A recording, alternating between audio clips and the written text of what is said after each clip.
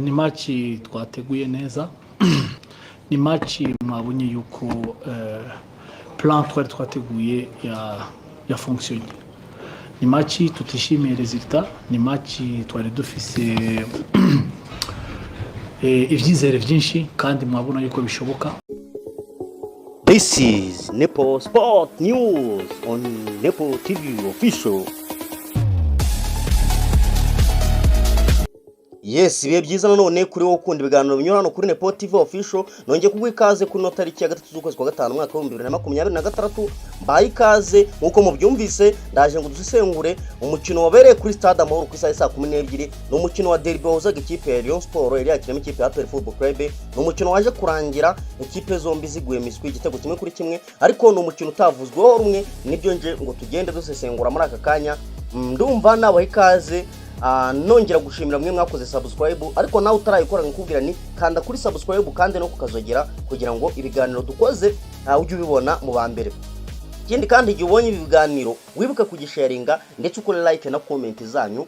Ngenda nzinyuzamo amanso, ngomeje gushimira cyane mwe mukomeje kunyereka ko turi kumwe hano kuri Nepo TV Official. Abarenga 1900 mumaze gukora subscribe, ni by'agaciro kabisa. Mukomeze abundi tugende dutera imbere. Reka nze rero dutangire duhereye ku ikipe yari yakiriye umukino, ariko gato ubwo reka nze ahubwo tubanze duhere hanze y'ikibuga ibyavugwaga mbere y'ino derby, hanyuma nze dutangire neza cyane. Ndumva nabaye ikaze, reka nze twinjire muri ubu buryo.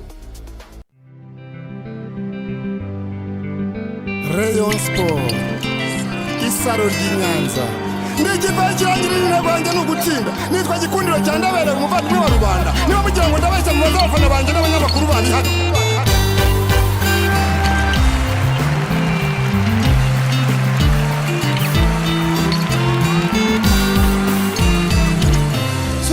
Rayon Sport Nyange isaro ry'Inyanza, Nyanza imena mu Rwanda nta makuri n'ikirezi. Yes, ikaze nanone ugomba hayi ikaze. Reka duhere hanze y'ikibuga nkuko nimba babwiye. Ni match yatangiye gutegurwa mbereho ibyumweru bibiri. Mwarabibonye cyane ushinzwe communication mu ikipe ya Rayon Sport witwa Wasiri, ndetse akaba n'umuvugizi w'abafana bayo cyane. Uyu nguyu yatangiye gushyushya iyi match ihura ibyumweru bibiri, tangiye kugenda apostinga ku mbuga nkoranyambaga. Murabyibuka cyane akora graphique witwa Funganye afite umuheto, murabyibuka. Ndetse ku mpande zombi nabo ntago bari bicaye mu ikipe ya APR Football Club, nabo bahise baza bakora intwaro rutura bayizana. Murabyibuka ubwo bandika ngo bana umuheto mu mujyi, ibi ngibi murabyibuka.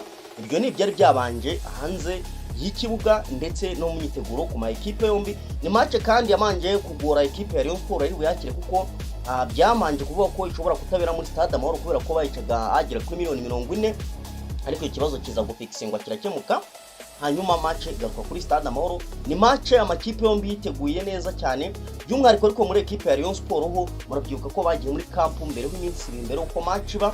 Ni match bari yari ifite ikivuze kuri Rayon Sport. Ni match Rayon Sport yagombaga gutsinda igasigazamo amanota 5 hagati yayo na APR Football Club.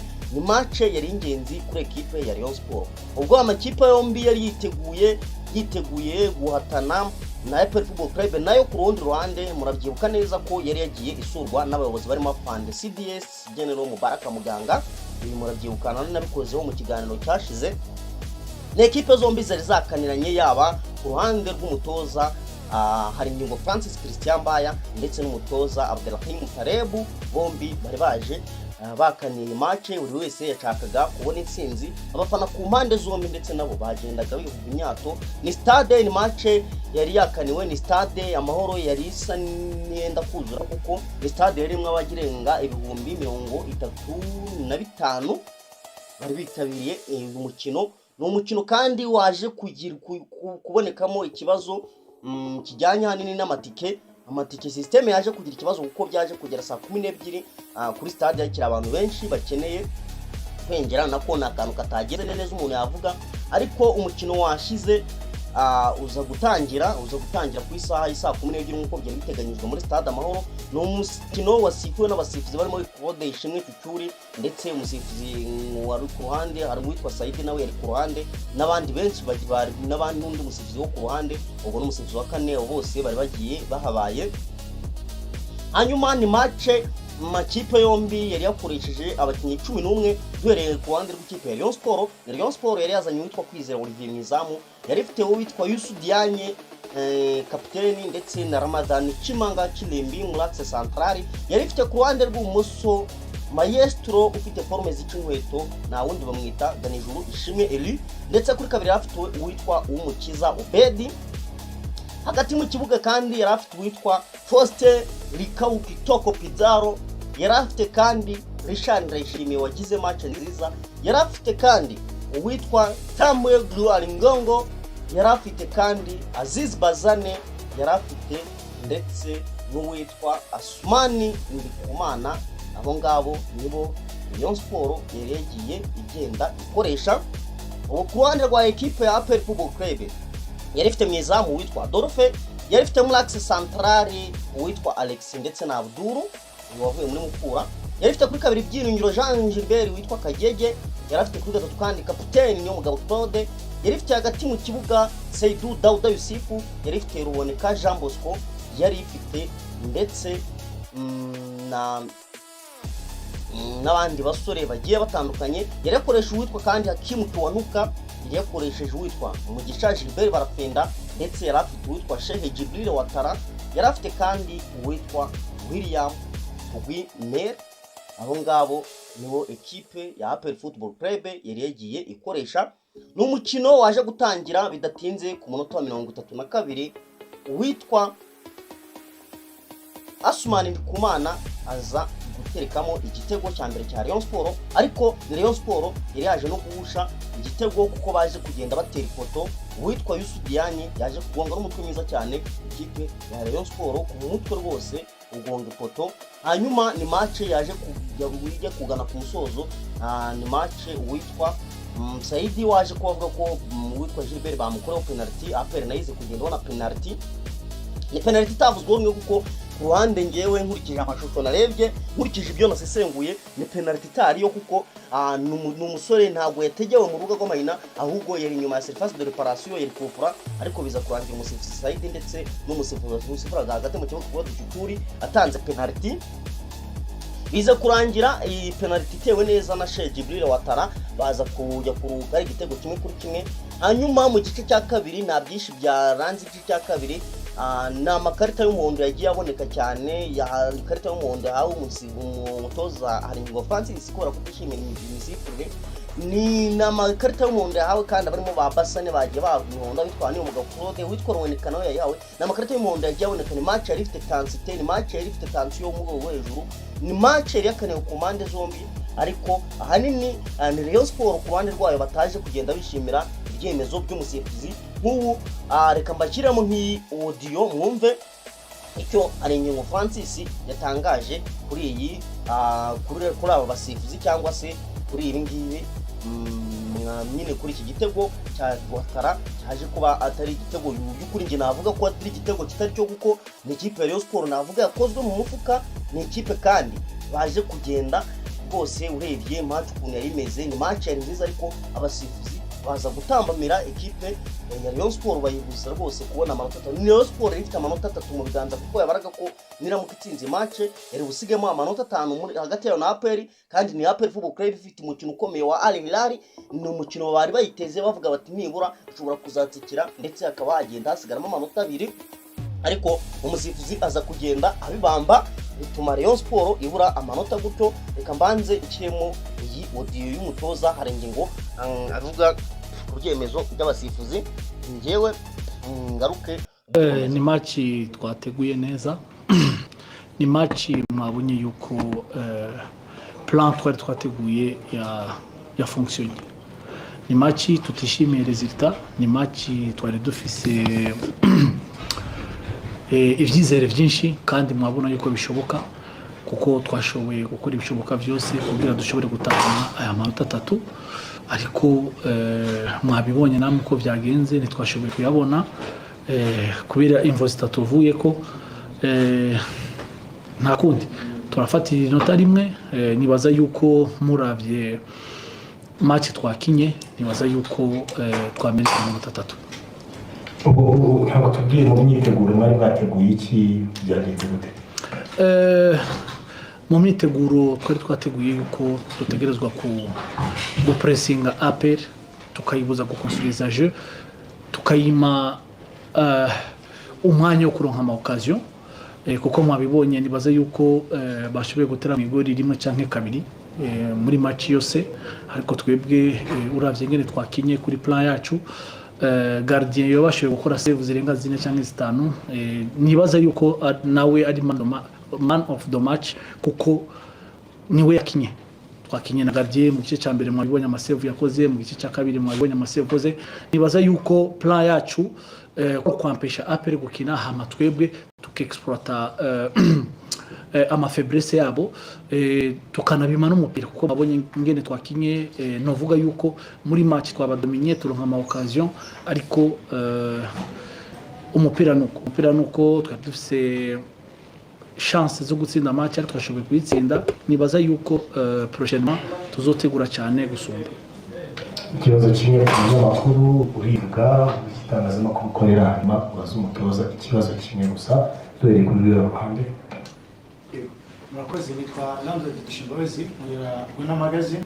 Kuki nashaka kubaza Uganda n'abakunzi ba Sport banenze imisifuri, ariko ku ruhande rwe nk'umutekinisiye ubona byagenze gute? Hanyuma unanatubwire umure yahari hose yumve yuko nta gikuba cyacitse gikomeye mu kikiriho, cyangwa tuvuge ko birangiriye. Nibaza yuko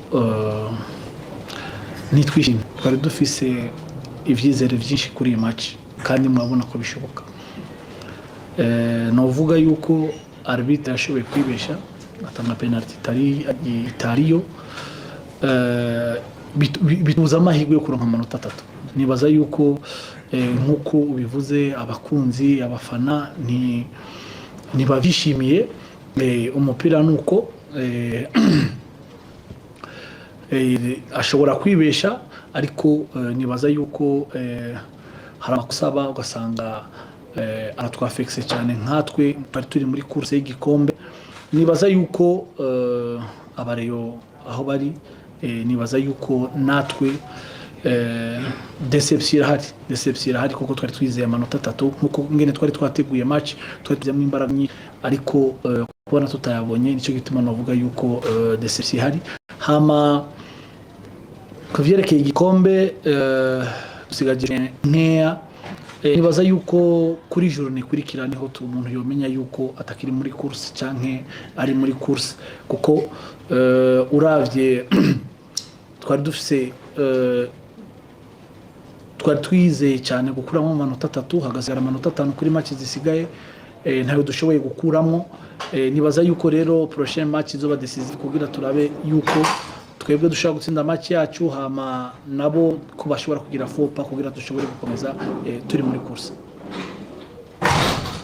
Twakarina kayura mara BTNT nashaka kubaza ufite abanyamahanga 14 wari ufite option zo guhitamo abanyamahanga 8 selection yawe y'abanyamahanga bahisemo wayibonye kuko twabonye Asman mu mupira byasaye nk'byanze ndetse n'amusimbuza ndetse tubona Fone Nganya ari hanze. Unatubwire uko yiteguye match kugira ya igikombe cy'Amahoro niza bwite kugira match yakoresha. Nibaza yuko twatoye abanyamahanga twibanje kuri match dufise na adversaire dufise. Ntivyoroshe kubatora, ariko twashoboye kugerageza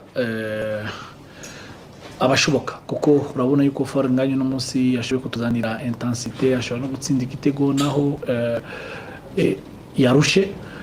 Asman yashoboye kutuzanira imbaraga hari imbere. Twari dukeneye nani yiwe condition physique yiwe ni no kugira ashobore kudufasha kugira pressing kuri bajya ba defenseur.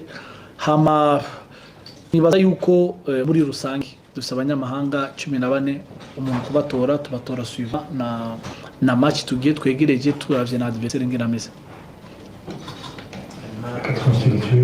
Hama igikombe cy'amahoro nibaza yuko ni match zo bigoye cyane, ni match dutegerezwa gutegura neza kugira dushobore gukina final nkuko bivuze. Nibaza yuko niyo ntumbero ubu ni objectif ya mbere novuga dutegerezwa gushiraho imbaraga.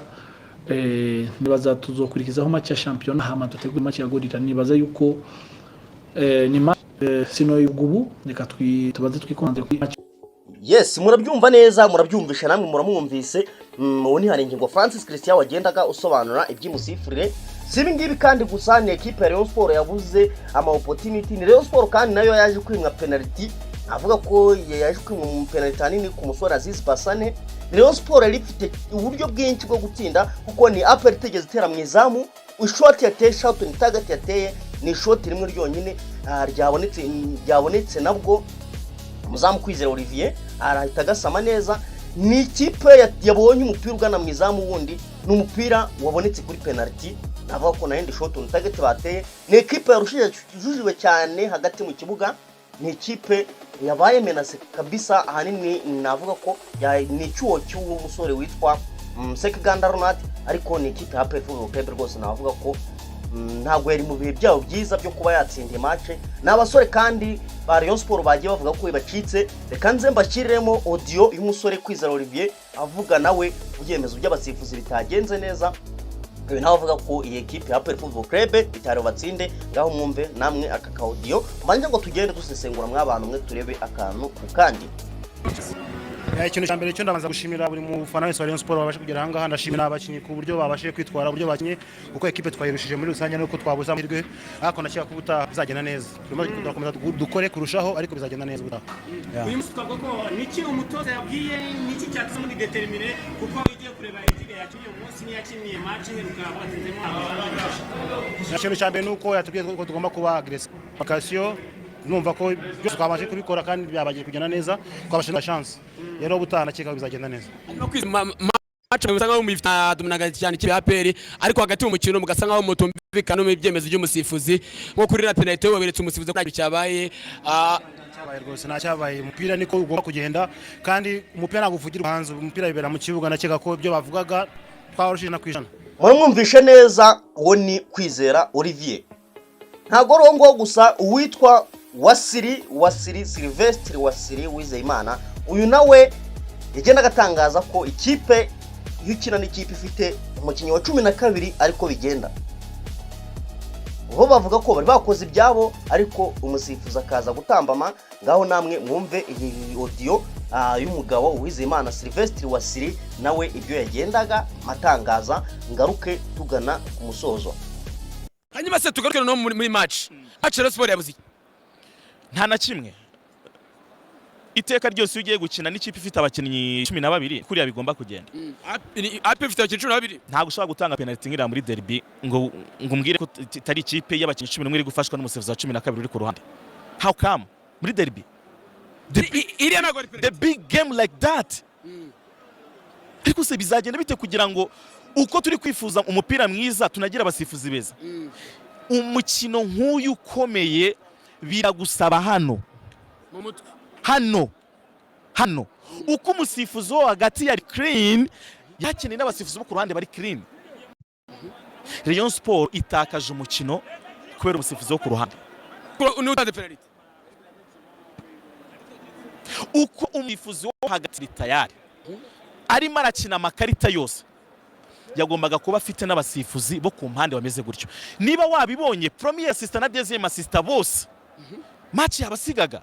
Hano njewe bamushije igitego cy'umuntu witwa Mamadusi uvuye muri retour d'orge. Ntago abantu babibonye ku munota 92 bamushije igitego ariko umukinnyi ukimushije yarahagaze muri offside. Murabyumvise neza rero nanone muramwumvise nawe ibyo yagenda gatangaza. Ubwo nuko nguko byagenze nuko umukino wagenze ariko navuga ko ni Rayon Sport yimwe amahirwe. Ni Rayon Sport yakabaye yatsinze umukino. Ubwo nibyo guhanga amaso tukareba uko bizagenda. Rayon Sport umutoza yagomeje atangaza ko bagiye kwitegura umukino ukurikiraho. N'umukino bazakina wa championnat ndetse bakanakina n'umukino w'igikombe cy'amahoro. N'umukino wo kwishyura bazaba bakina n'ikipe ya Gorilla Football Club. Umukino nawo Rayon Sport ihanze amaso kandi biteguye kugenda batsinda, nibyo tuzahanga amaso tukagenda tureba. Ubwo ahubwo ikindi wenda nagarukaho nk'abantu mwingana ku musozo, ikindi nagarukaho ubwo uko bihagaze, ni ikipe ya Hilal ifite amanota 61 ku rutonde rwa shampiyona, ubwo irayoboye. Ni ikipe kandi ya APR Football Club ubwo ifite 56, Al Merrek ikagira 55 ni ya gatatu, Rayon Sport ubwo ni ya kane ifite 48, Polisi ya gatanu ifite 45. Ubwo ebyiri za nyuma ni ikipe ya Rutsiro ifite amanota 20, ni ikipe ya Muhanga ifite amanota 21 ndetse n'ikipe ya Rutsiro ifite amanota 22. Nicyo wagenda umenya kuri uru rutonde rw'iyi shampiyona. Gatari kore kanbera ka update, ni ikipe ya Arsenal yongeye kuza gusiga City amanota agera kuri 6 mbere yuko City ikina imikino yayo izakina kuri uyu wa mbere. Bazaba bakina ikipe ya Everton mu rugo kwa Everton. Ubwo ni ibyo kureba. Ni ibitego bya Arsenal byatsinzwe n'uwitwa Victor Gyökeres ku munota wa 9 ndetse no ku munota wa 45 wongeyeho ine yongera, ndetse uwitwa Bukayo Saka yaje no kubatsinda ku munota wa 40. Ubwo Arsenal igira amanota 76 ndetse Man City ikurikiye ifite 70. Ubwo no gutegereza tukazareba niba Man City nizikura kwa Everton, nibyo guhanga amaso tukareba. Ndatekereza byinshi kuri uno mukino. Uruhande rwanjye mberetse uko umukino wagenze, mberetse ibyemezo by'abasifuzi ukuntu bitishimiwe ku mpande, cyane ku ruhande rwa Rayon Sport. Ubwo nk'abantu mwe navuga ni reka mbashimire cyane mu busesenguzi mbanje ngo tugende dukora ibizaza mu minsi iri imbere, nabyo zangenda mbibagezaho. Mbashimire cyane mwe mudahema gukurikirana Nepot TV official. Master Vista naho ubutaha.